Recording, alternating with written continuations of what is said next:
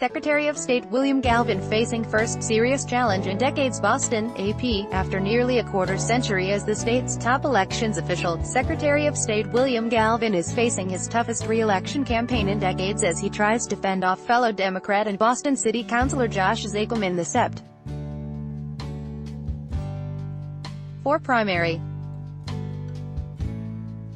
The contest heated up after the 34-year-old Zakum won the endorsement of activists gathered at the Massachusetts Democratic Party convention in June, beating the 67-year-old incumbent, first elected to the office in 1994. Ad choice advertising and red invented by Teeds. The race has been caustic at times as the candidates scrabble for an office that has typically had a low profile. That profile changed after the 2016 election, when reports of Russia's election meddling in the presidential contest thrust election security, and the state officials charged with overseeing elections, into a spotlight. Advertisement. Zakum has tried to make election security one of his top issues in the primary fight. In recent debates, Zakum faulted Galvin for not moving faster to harden protections against potential hacking and other threats to the upcoming elections. It's a head-in-your-sand approach to say just because we don't think anything happened in 2016 means we're okay for 2018 and 2020, Zakum said, during debate on WGBH-FM. Galvin defended his efforts to protect voting from outside threats. The decision to keep the Massachusetts voting system off the internet has helped reduce the possibility of an attack, he said. We have not been hacked, he said. We have a secure system. Zakum has also faulted Galvin for being slow to embrace efforts to expand voting access in Massachusetts, like same-day registration, in part because he hasn't faced serious opposition. Galvin said he has embraced changes meant to expand access to the ballot box. He pointed to the state's decision to offer early voting for the first time in 2016. More than 1 million voters took advantage of the opportunity to cast votes before Election Day.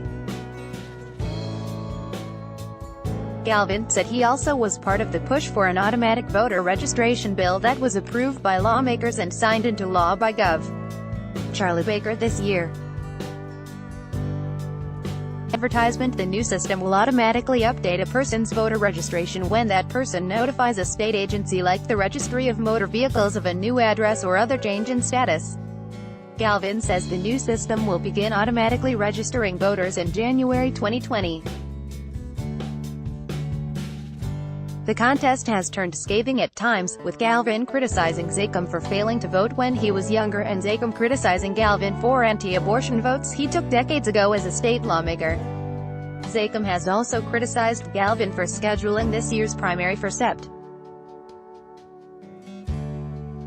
4. The Tuesday after Labor Day, when many people are just getting back to work after a holiday and may not be focused on the election. Galvin said his hands were tied because he didn't want the primary to clash with Jewish holidays. Zakum said Galvin had other options, including setting the election for a weekend day. One area where the two agree is the Electoral College. Both said they would support efforts to amend the U.S.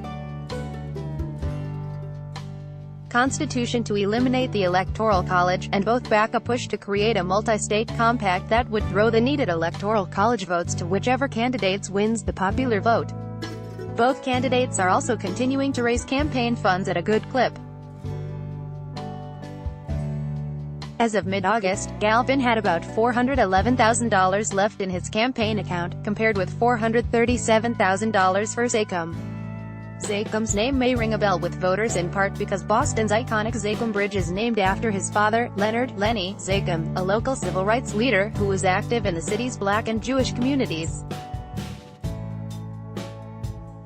Advertisement. Whoever wins the primary will face Republican Anthony Amore in the November election. By Taboola. Sponsored links.